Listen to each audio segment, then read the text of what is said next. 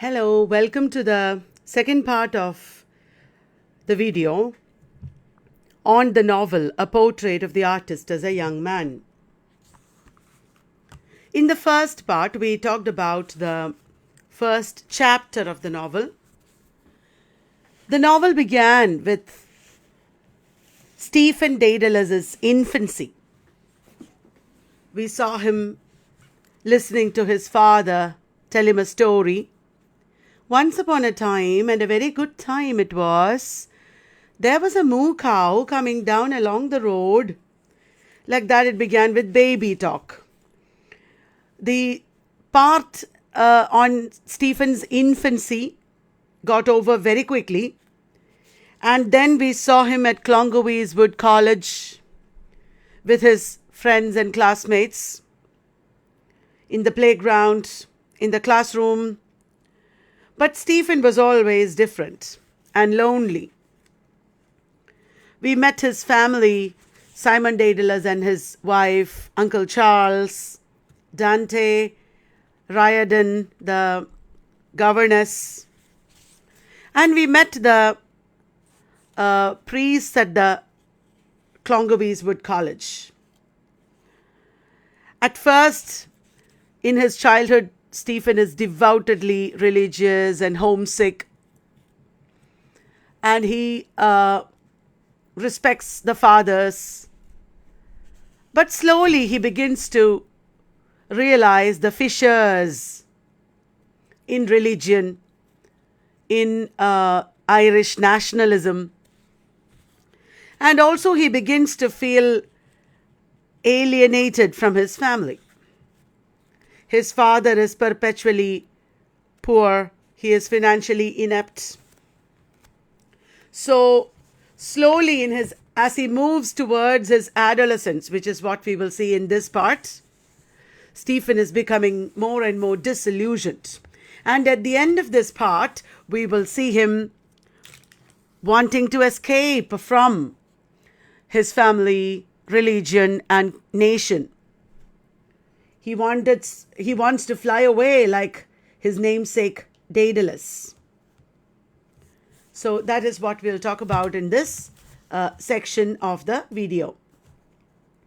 As you know, the family is becoming poorer and poorer, the Daedaluses. And they are moving to increasingly shabby houses. So their financial troubles lead them to move from Bray, which is where the first part of the novel was set, the first chapter that is. From Bray, they moved to Blackrock. And then the relative happiness of Stephen's childhood ends in the family's financial ruin and also the emotional dilemmas of his early adolescence.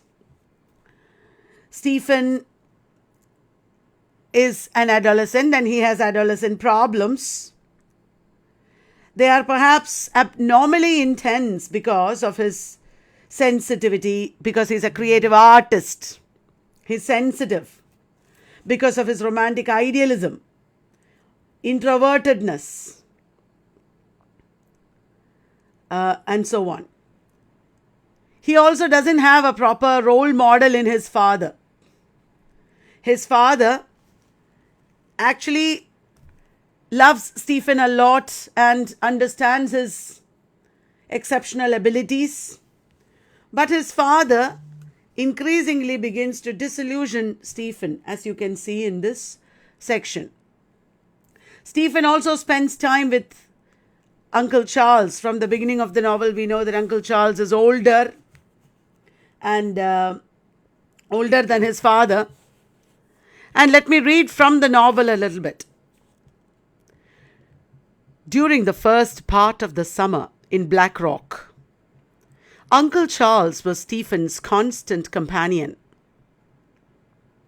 Uncle Charles was a hale old man with a well-tanned skin, rugged features, and white side whiskers. On weekdays, he did messages between the house in Carrisfort Avenue and those shops in the main street of the town with which the family dealt. Stephen was glad to go with him on these errands, for Uncle Charles helped him very liberally to handfuls of whatever was exposed in open boxes and barrels outside the counter. He would seize a handful of grapes and sawdust, or 3 or 4 American apples, and thrust them generously into his grandnephew's hand, while the shopman smiled uneasily. And on Stephen's feigning reluctance to take them, he would frown and say, "Take them, sir. Do you hear me, sir? They are good for your bowels." Such a dear old man. And during this time, Simon Daedalus's friend Mike Flynn starts training Stephen in running so that Stephen will be healthy. Until finally, Mike Flynn went into hospital because he became very ill. Here is a section from the novel. An old friend of Stephen's father, Mike Flynn, would be found seated on a bench waiting for them. This is in the park. Then would begin Stephen's run round the park. Mike Flynn would stand at the gate near the railway station, watch in hand, while Stephen ran round the track in the style Mike Flynn favoured.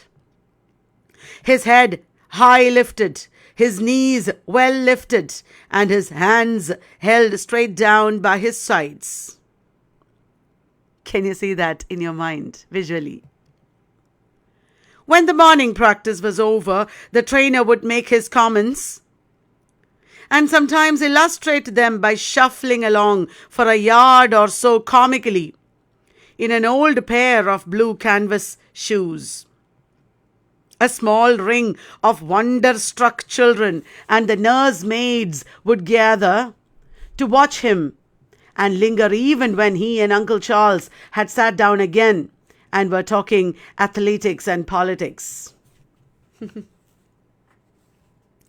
Uncle Charles stops at the church and prays. At this time, Uncle Charles stops at churches and prays, and Stephen says he doesn't understand why he prayed so seriously. Now, this is not like what Stephen was earlier.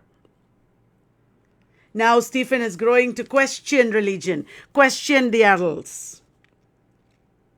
Let me read from the novel. On the way home, Uncle Charles would often pay a visit to the chapel, and as the font was above Stephen's reach, the holy man would dip his hand and then sprinkle the water briskly about Stephen's clothes and on the floor of the porch. While he prayed, he knelt on his red handkerchief and read above his breath from a thumb-blackened prayer book.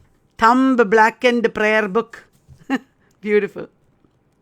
Wherein catchwords were printed at the foot of every page.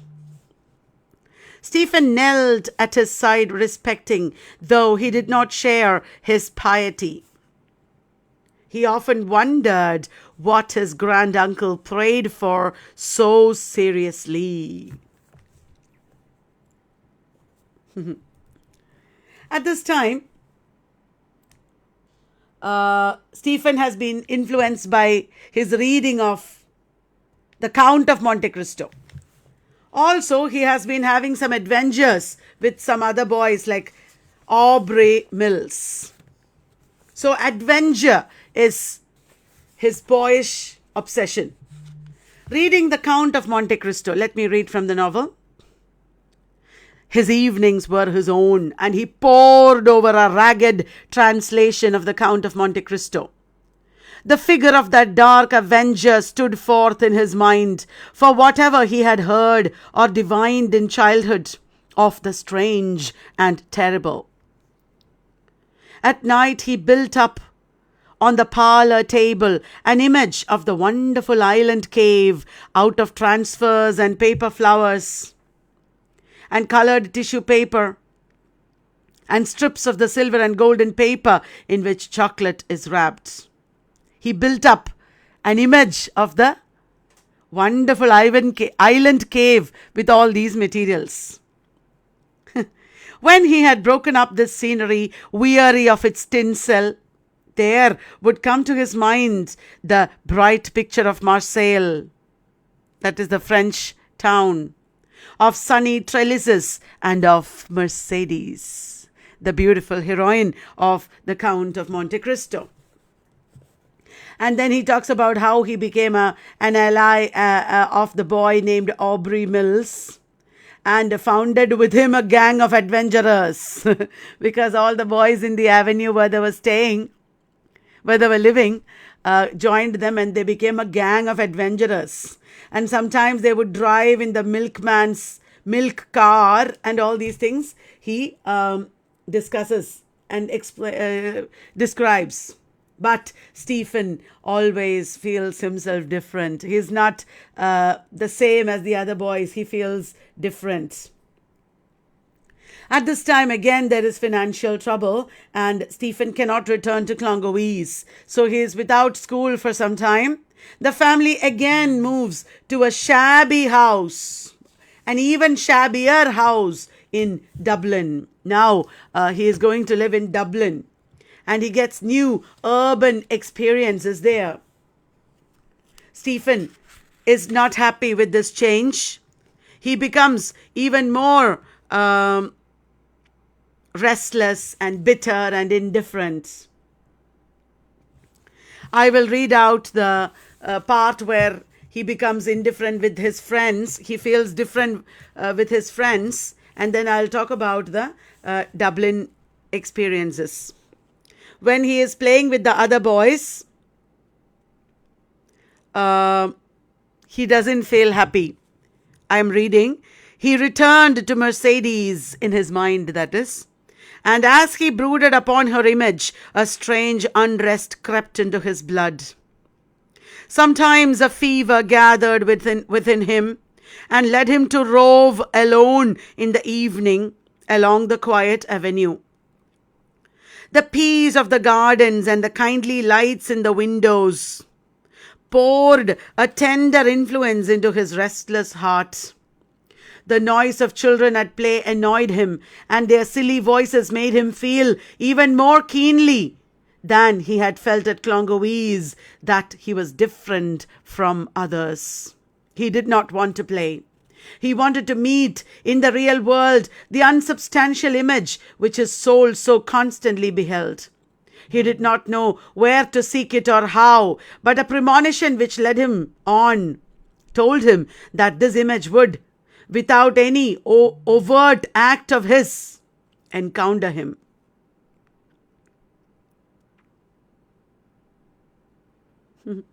He wanted to meet in the real world the unsubstantial image which his soul so constantly beheld.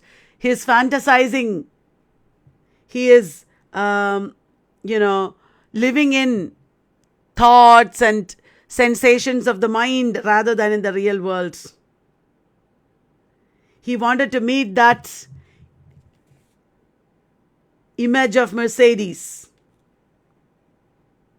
That is a metaphor for his creativity, for his longings for another kind of life.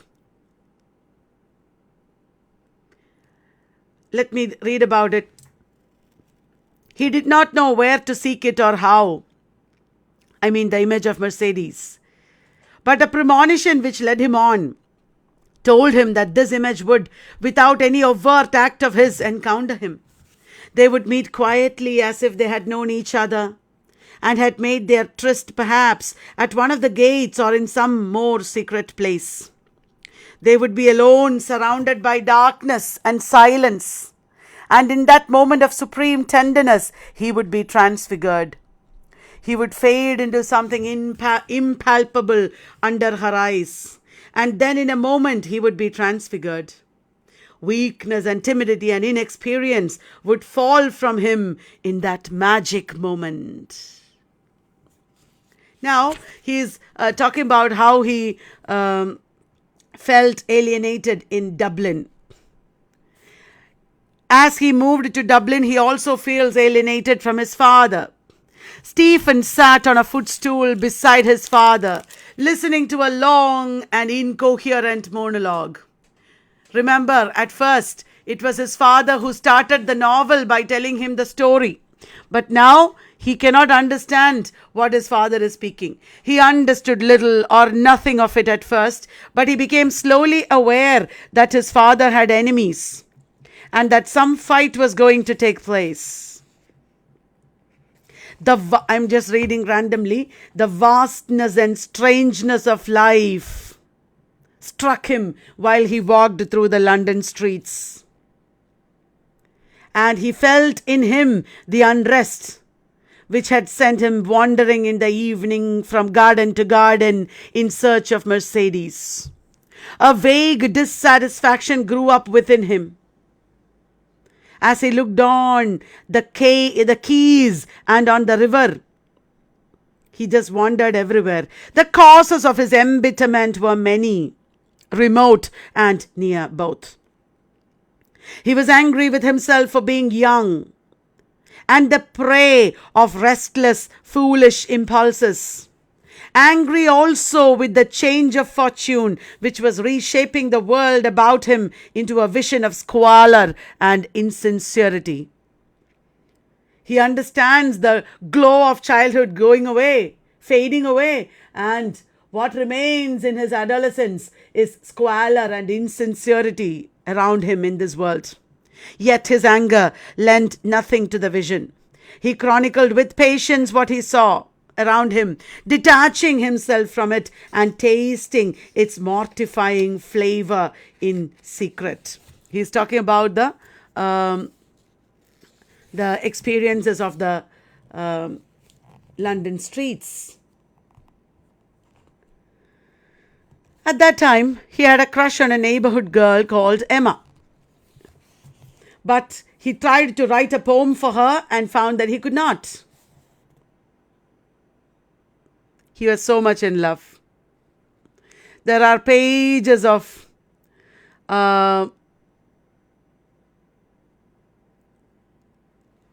feelings that he has about Emma. Discussions of feelings that he had about Emma. She too wants me to catch hold of her, he thought. That is why she came with me to the tram. I could easily catch hold of her when she comes up to my step. Nobody is looking. I could hold her and kiss her. But he did neither.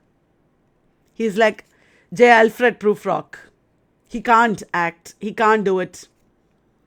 When he was sitting alone in the deserted tram, he tore a ticket into shreds and stared gloomily at the corrugated footboard.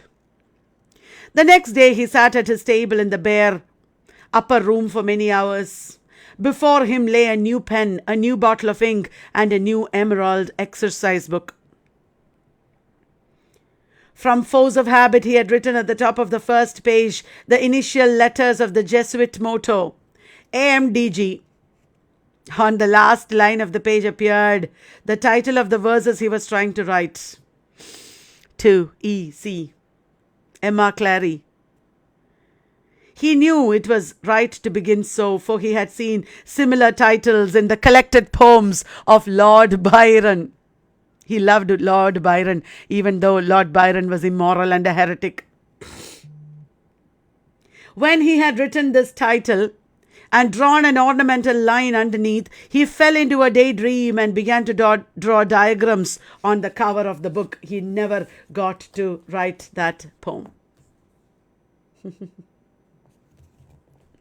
Now, Stephen, his parents decide that Stephen has to go to Belvedere. It is an equally prestigious school, but a day school. And while his parents talk about it, Stephen listens, and then his father tells his mother and Stephen that he had a laugh over the pandying incident with Father Conmee and Father Dolan.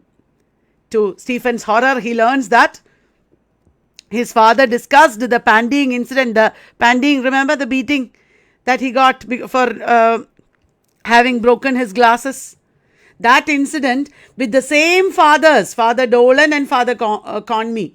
Stephen had been pandied by Father Dolan, and Stephen had gone to Father Conmee to complain against Father Dolan. To the same fathers, Simon discussed this incident and had a hearty laugh together with them.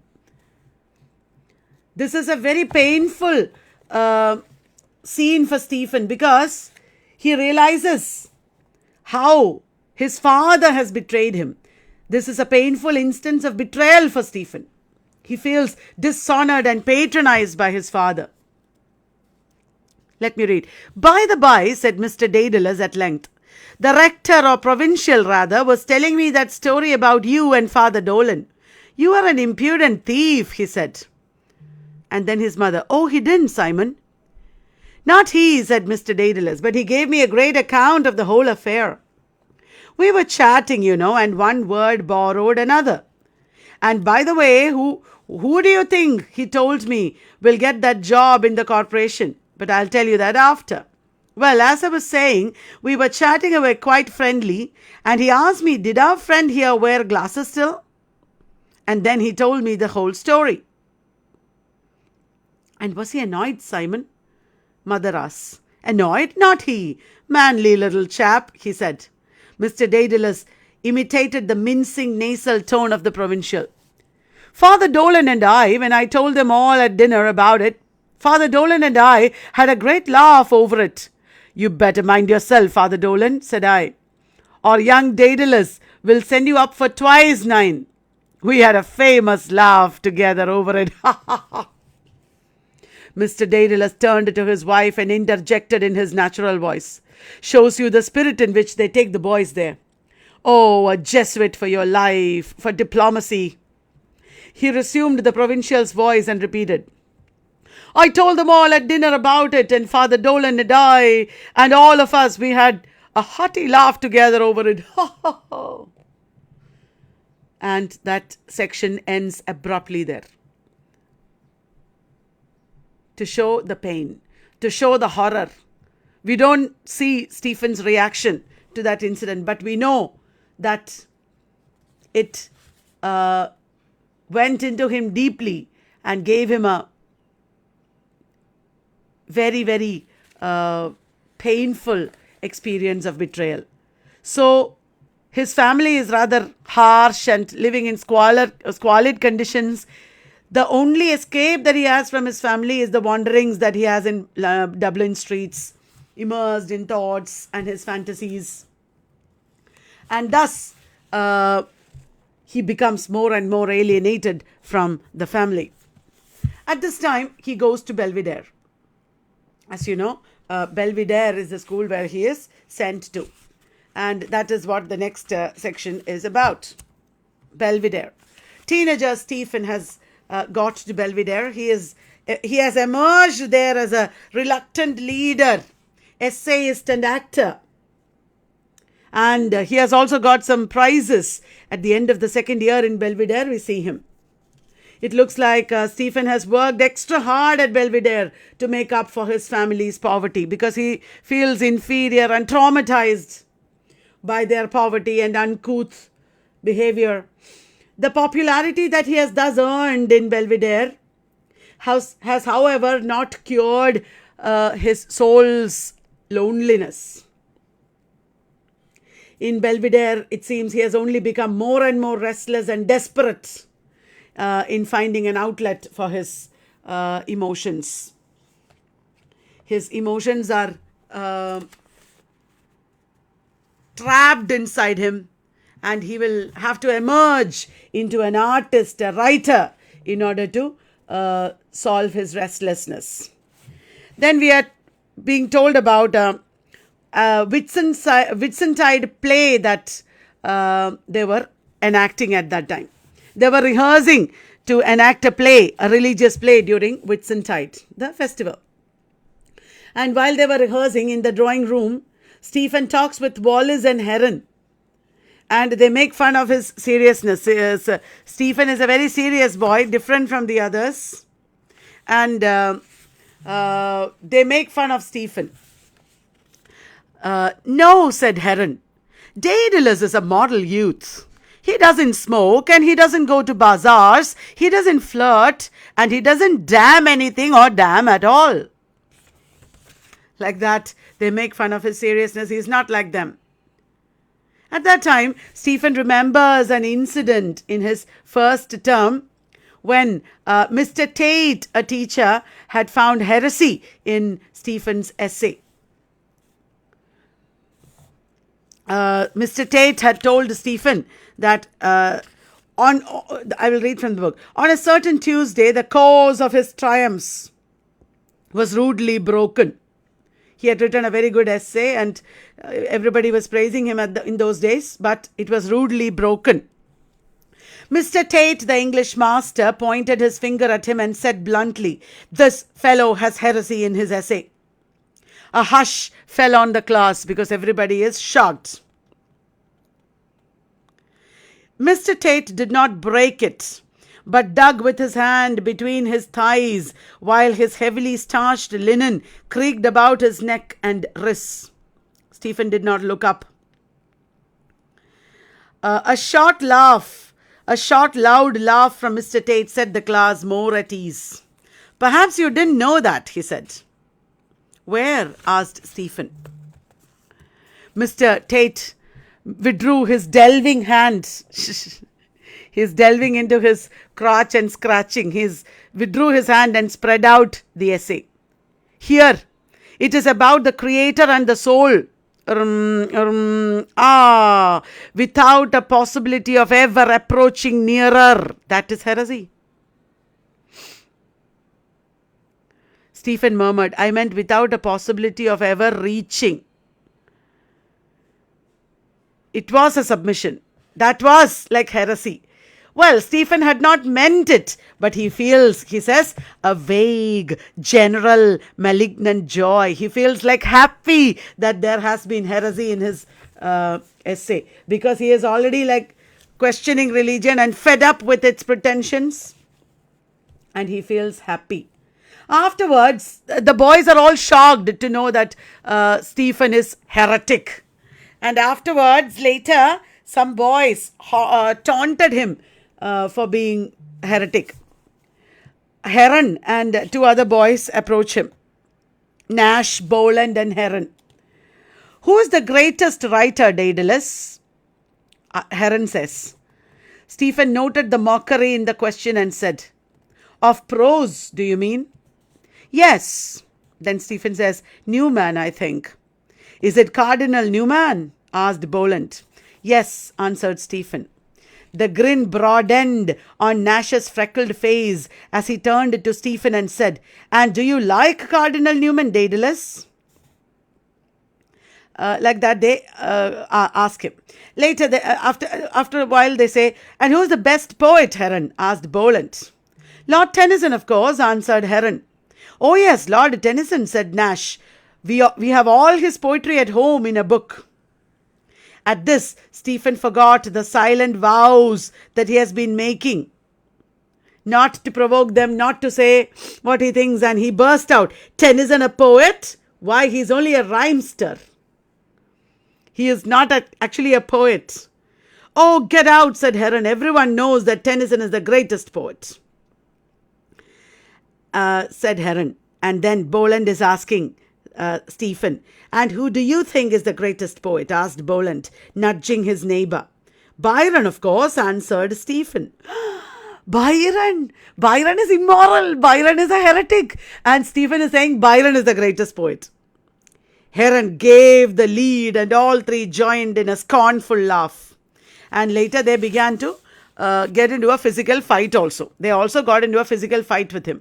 There was a fury of plunges and hitting, and they hit each other for Stephen saying that Byron is the better poet. So he fought with Heron, Boland and Nash and refused to say that Tennyson was a better poet than Byron, though Byron was a heretic. What Byron was doesn't matter. That he's a greater poet is what matters. That is what he says.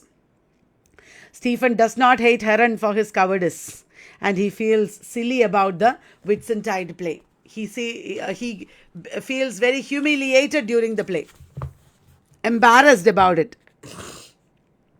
A few moments later, I'm reading from the novel. A few moments later, after he found himself on the stage amid the garish gas and the dim scenery, acting before the innumerable faces of the void. It surprised him to see that the play, which he had known at rehearsals for a disjointed, lifeless thing, had suddenly assumed a life of its own. It seemed now to play itself, he and his fellow actors aiding it with their parts. When the curtain fell on the last scene, he heard the void filled with applause, and through a rift in a sight scene saw the simple body before which he had acted magically deformed. The void of faces breaking at all points and falling asunder into busy groups. He is getting a kind of feeling that the whole play is falling apart, and he feels meaningless about it. He feels that he has to escape from there. Now, the novel moves on, and Stephen's train journey with Simon to Cork is described. Well, Simon, the father of Stephen, that is, has been borrowing from everybody, and he is very financially inept. Now he has to sell whatever is remaining at home. That is why they are going to an auction at Cork, the place called Cork. And during the train journey, Stephen is listening without sympathy to his father's speeches about his youth. He's telling Stephen a tale broken by sighs and draughts from his pocket flask. He's drinking from his flask, when drinking liquor, that is. Whenever he talks about some dead friend, he is drinking some liquor. Stephen heard all this but could feel no pity. Remember, because he has felt betrayed by his father. His father was not supportive of him. And he laughed about the Panding incident with Father Conmee and Father Dolan, the same fathers who were involved in the incident. He cannot feel pity for his father. He cannot identify with his father's trauma now. The images of the dead were all strangers to him, save that of Uncle Charles. And Stephen also gives him very trite advice. He gives him very stupid advice, actually. When you kick out for yourself, Stephen, and I dare say you will one of these days, remember, whatever you do, to mix with gentlemen. When I was a young fellow, I tell you, I enjoyed myself. I mixed with fine, decent fellows. Every one of us could do something. One fellow had a good voice, another fellow was a good actor, another could sing a good comic song, another was a good oarsman or a good racket player, another could tell a good story, and so on. We kept the ball rolling anyhow and enjoyed ourselves and saw a bit of life and were none the worse of it either. But we were all gentlemen, Stephen. Simon is saying this to Stephen in the train and in the pub after the auction. And you realize that this man who is speaking is not a gentleman. He's a wreck of a person. He has destroyed his family. He has not been able to control his life. He has given nothing to his children. And now he's saying he has been a gentleman. Stephen does not even feel sorry for him. And Simon is completely unaware of Stephen's mental anguish. He doesn't understand what Stephen feels at this time. The images of death seem unreal to Stephen, and childhood memories seem dim. He can only remember some names. He can't even remember many of the faces of his dear ones in childhood. And then in the place, in the old college where the auction is going to take place, they passed into the anatomy lab. where Mr. Daedalus, the porter aiding him, searched the desk for his initials. Because you have to sit where your initials are. Stephen remained in the background, depressed more than ever by the darkness and silence of the theatre, and by the air it wore of jaded and formal study. This is an old college, an anatomy lab where the auction is going to take place. And when he stood there, depressed by his family's condition, depressed by the reality of his father, depressed by this room, which is a reminder of jaded, cliched study, formal study, which is spiritless, meaningless. On the desk, he read the word fetus. Cut several times in the dark stained wood, the sudden legend started his blood. He seemed to feel the absent students of the college about him. Suddenly, like a hallucination, he's getting an epiphany. The class comes alive around him. The absent students all seem to be there and to shrink from their company. A vision of their life, which his father's words had been powerless to evoke, sprang up before him out of the word cut in the desk. A broad-shouldered student with a mustache was cutting in the letters with a jackknife seriously. Other students stood or sat near him laughing at his handiwork. He can see all that. And this epiphanic incident relates to Stephen's growing preoccupation with sex. After this, he is going to get real sexual fantasies and experiences. At this time, give me a minute.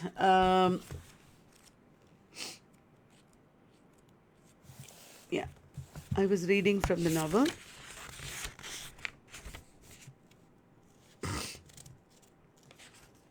Okay. So before we leave Cork, let me also tell you another thing. The visit to Cork is related to Stephen's name and the Daedalus myth. The Daedalus myth is the need to escape, to fly away. Here there is a father and son, Daedalus and his son Icarus. Like that, Simon's relationship with Stephen can be paralleled to the mythical father and son. Simon, like Daedalus, is genuinely concerned for his son, but Icarus and our Stephen, they both rebel. They rebel against their father eventually. In a way, Simon is also rebelling. Simon is rebelling against his parental responsibilities. Even though Simon loves his son, he does not do or fulfill his responsibilities. So he is rather ineffectual as a father. Daedalus also was. Daedalus did something for his son, but he did not do it properly. That is why his son died at the end. So Daedalus and Simon are similar. That parallel is drawn here. So that I wanted to tell you. Now, Stephen is writing essays and getting prizes, as I told you. And he got £33 in an essay contest. This led him to a spending binge. He began to spend all that money recklessly, buying things for the family because he feels very happy about the money. For a swift season of merrymaking, the money of his prizes ran through Stephen's fingers. Great parcels of groceries and delicacies and dried fruits arrived from the city because he ordered them. Every day he drew up a bill of fare for the family, and every night led a party of 3 or 4 to the theatre to see Ingomar or the Lady of Lions. Those are the plays that were happening. In his coat pockets, he carried squares of Vienna chocolate for his guests. while his trousers pockets bulged with masses of silver and copper coins. He bought presents for everyone, overhauled his room, wrote out resolutions, marshalled his books up and down their shelves, pored upon all kinds of price lists, drew up a form of commonwealth for the household by which every member of it held some office, etc., etc., etc. So much happened as a result of getting 33 pounds. But this spending was to create a feeling of affluence. However, they remained as poor as ever. He only felt even more alienated from his family and isolated than ever. How foolish his aim had been. He had tried to build a breakwater of order and elegance against the sordid tide of life without him, and to dam up by rules of conduct and active interests the new filial relations. The powerful recurrence of the tides within him useless. He was not able to make any lasting change in his life, in his family. And then he gets sexual longings. He feels sexual longings.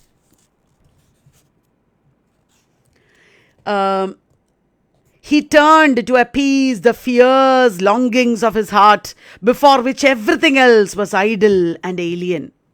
He became obsessed. He cared little that he was in mortal sin, that his life had grown to be a tissue of subterfuge and falsehood. Beside the savage desire within him to realize the enormities which he brooded on, nothing was sacred. He bore cynically with the shameful details of his secret riots, in which he exulted to defile with patience whatever image had attracted his eyes. Such a deep, poetic analysis of his longings. His instinctual desire for physical sex, which is normal, which is human, it clashes with his chaste ideal of romantic love. And that chaste ideal of romantic love is what is symbolized by his crush on Emma. And then one day he walked through the,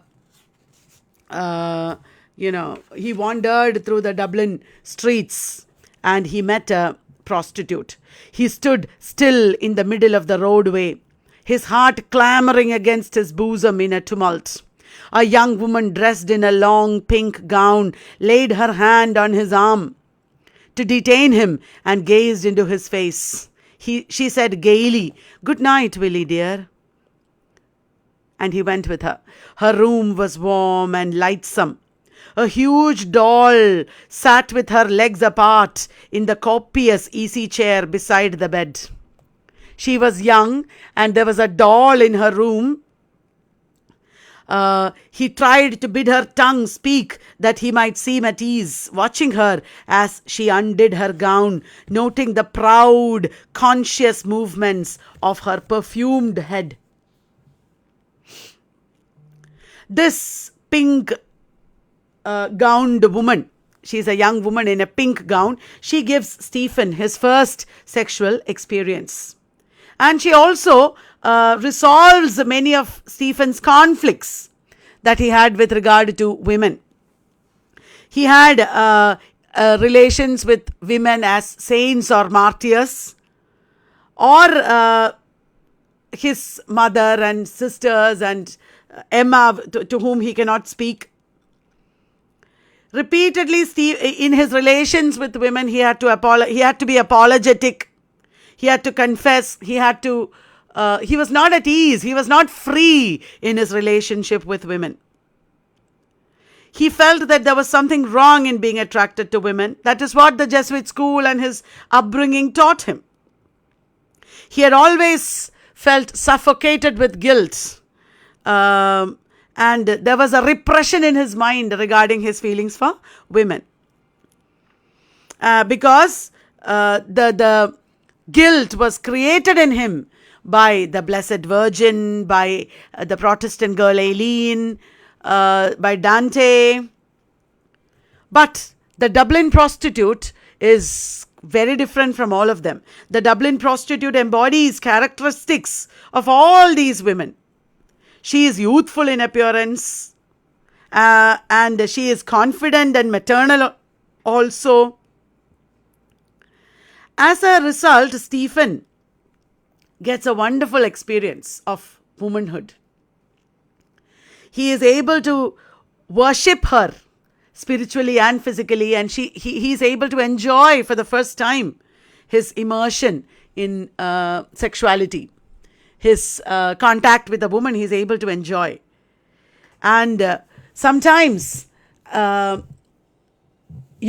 sex is regarded as very symbolic of the act of creation. So, symbolically, this incident with the Dublin prostitute can mark the beginning of his life as an artist. So, that is very significant. So, at this time, from the adventure that he was having by reading Monte Cristo and playing with Aubrey Mills, has turned into romance, silent romantic love which he felt for Emma, and now it has become visceral sex. This incident is partly a symbol of freedom and a symbol of his immersion in creativity. So, this is sin, of course. According to his religion and upbringing, this is sin, but it also has a very positive side. That is the end of chapter 2. Now we have to move on till chapter 5. There are 5 chapters. I will just talk about chapter 3 now. Stephen is now 16 years old, and he is the prefect for the sodality of the Blessed Virgin. He is playing a religious role. And after this first violent sin, this was a violent sin for him. He describes it like that. He fell into a variety of sins. He falls into a variety of sins. Gluttony, lust, pride, and a life full of physical sensations. I will read from the novel. A cold, lucid indifference reigned in his soul. At his first violent sin, he had felt a wave of vitality pass out of him, and he had feared to find his body or his soul maimed by the excess. He was afraid that he will find himself injured by the excess. Instead, the vital wave had carried him on its bosom out of himself and back again, like a wave of the ocean. This experience carried him out of himself. No part of the body or soul had been maimed. Nothing was injured, but a dark peace had been established between them. A peace had been established between his body and soul. It is beautiful rather than fearful.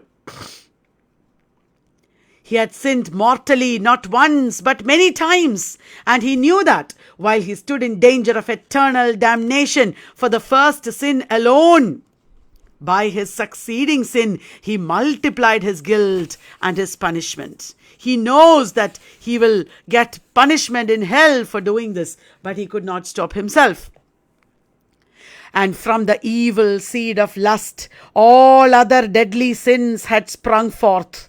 Pride in himself and contempt of others, covetousness in using money for the purchase of unlawful pleasures, envy of those whose vices he could not reach to, and calumnious murmuring against the pious, gluttonous enjoyment of food, the dull, glowering anger amid which he brooded upon his longing, the swamp of spiritual and bodily sloth in which his whole being had sunk. So, one sin is leading to another. The 7 deadly sins are like a chain reaction. Stephen is wallowing in this sin. There is a period of deep confusion and spiritual paralysis, and this was the result of his first rebellion against Catholic virtues. He recognizes sin but is indifferent towards the idea of eternal damnation at this time. It was at that time that there was a 3-day retreat announced in Belvedere. in Belvedere, a 3-day retreat is announced. And Father Arnold will speak for 3 days, give sermons for 3 days in honor of our Saint Francis Xavier, who was the patron saint of the school, Belvedere. He was the patron saint of the school. So just before this retreat, Stephen has been trying to question his faith by doing all the sinful practices. Even though he knows that he will be punished, he was trying to demystify his faith, to challenge the validity of its dictums, to challenge the validity of religious rules. And by technically questioning religion, he was perhaps trying to find some absolution or remedy for his sins. But now the retreat happens. On the first day of the retreat, Stephen sits on the front bench of the chapel itself, and Father Arnold talks about death, judgment, hell, and heaven. And the incident of the first day of the retreat itself is deeply penetrating into Stephen's heart and soul, and he is imagining vividly what will happen to him as a punishment for the sin of lust. Father Arnold emphasizes that one should examine one's conscience and repent one's sins while one still had a chance, because when the chance is over, there is no use repenting.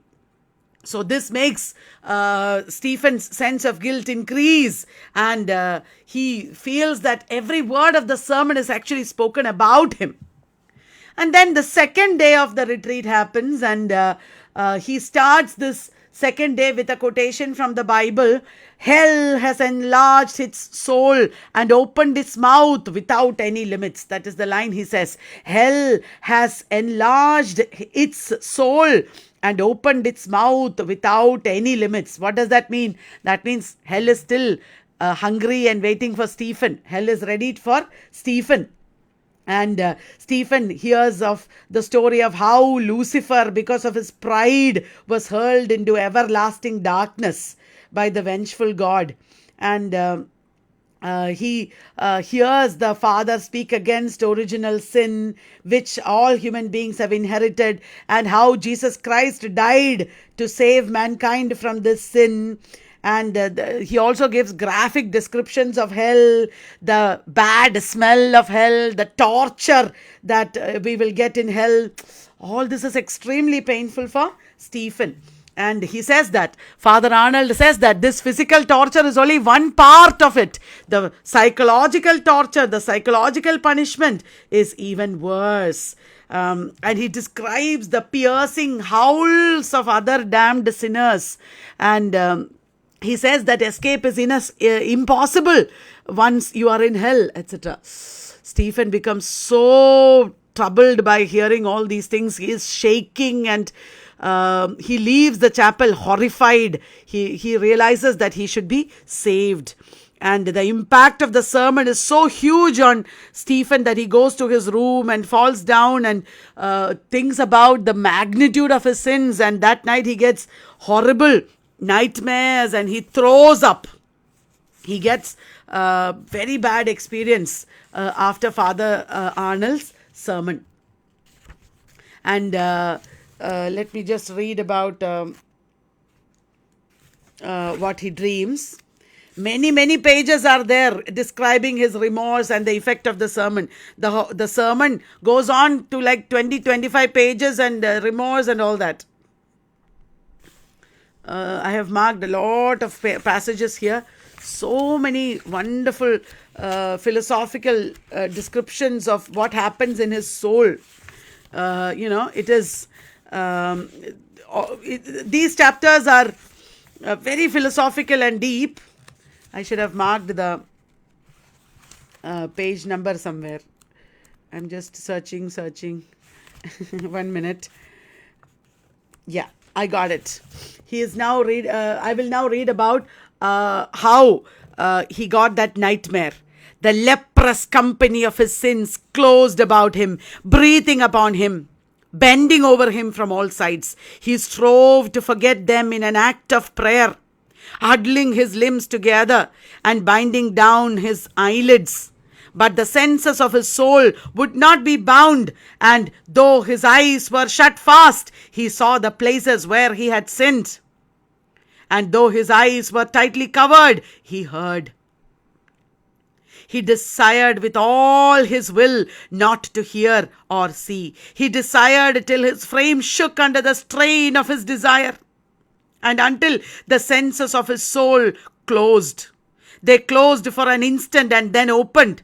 He saw a field of stiff weeds and thistles and tufted nettle bunches. Thick among the tufts of rank, stiff growth lay battered canisters and clots and coils of solid excrement.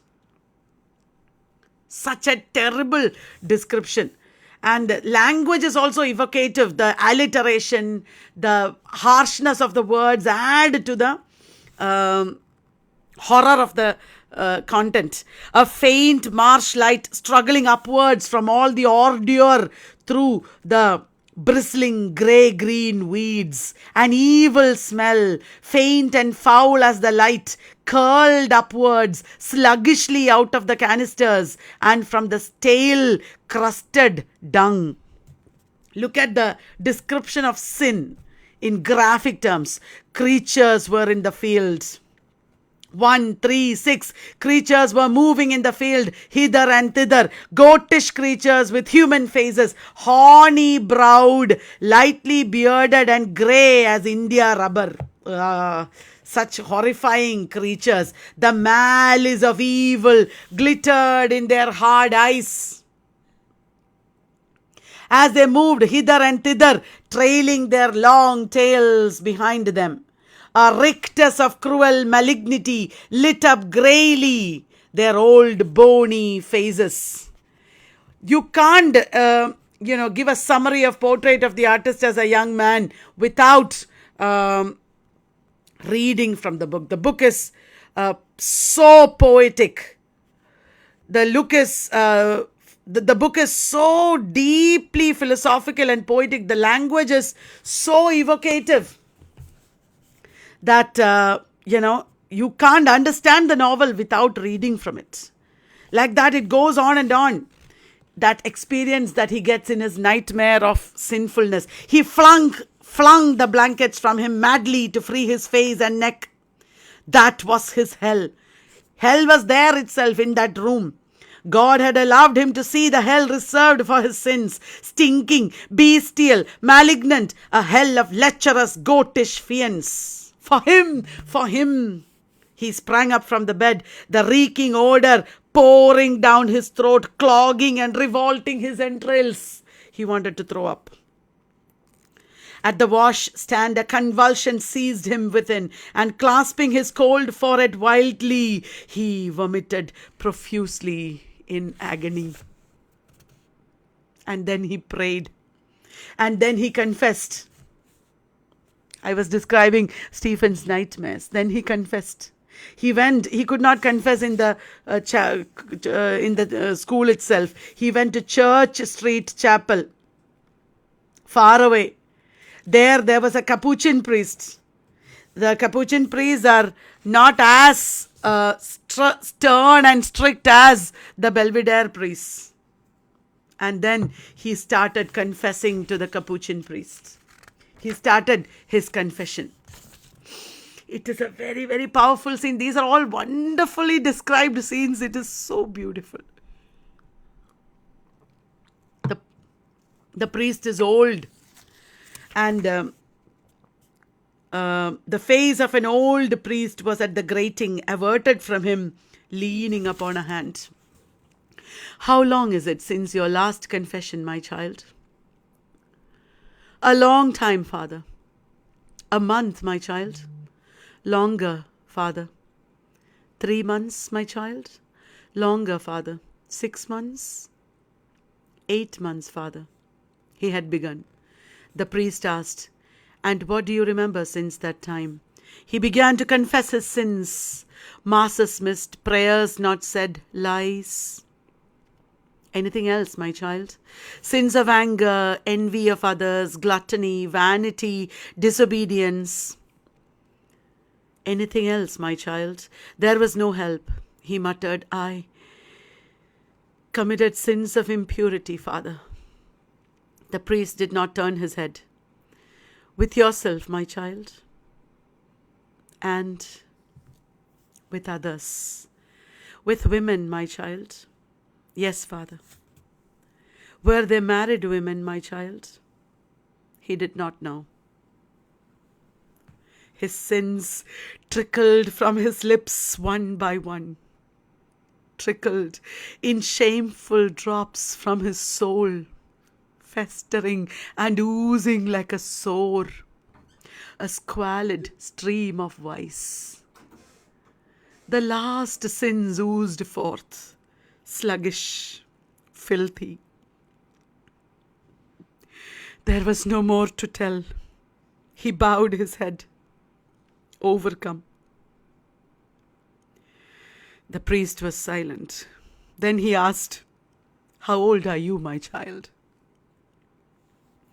16, Father. The priest passed his hand several times over his face.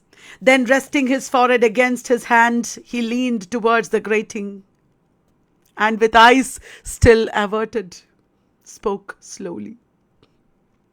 His voice was weary and old. That the priest has a weary and old voice, that he is old and mature and experienced, is important. This is a very, very important scene.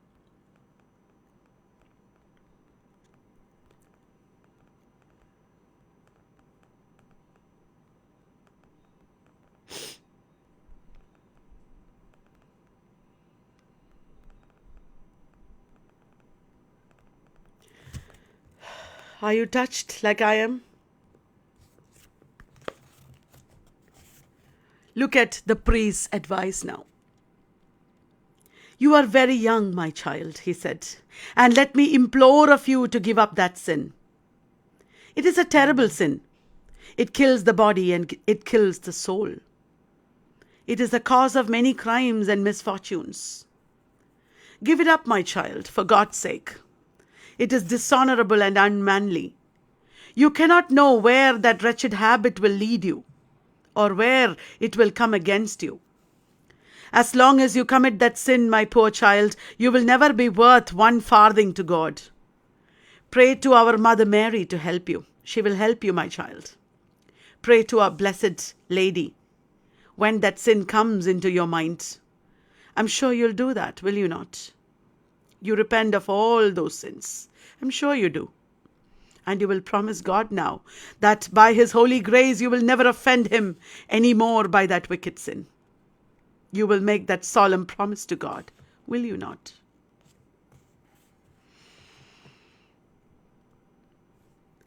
And with that incident, the third chapter comes to an end.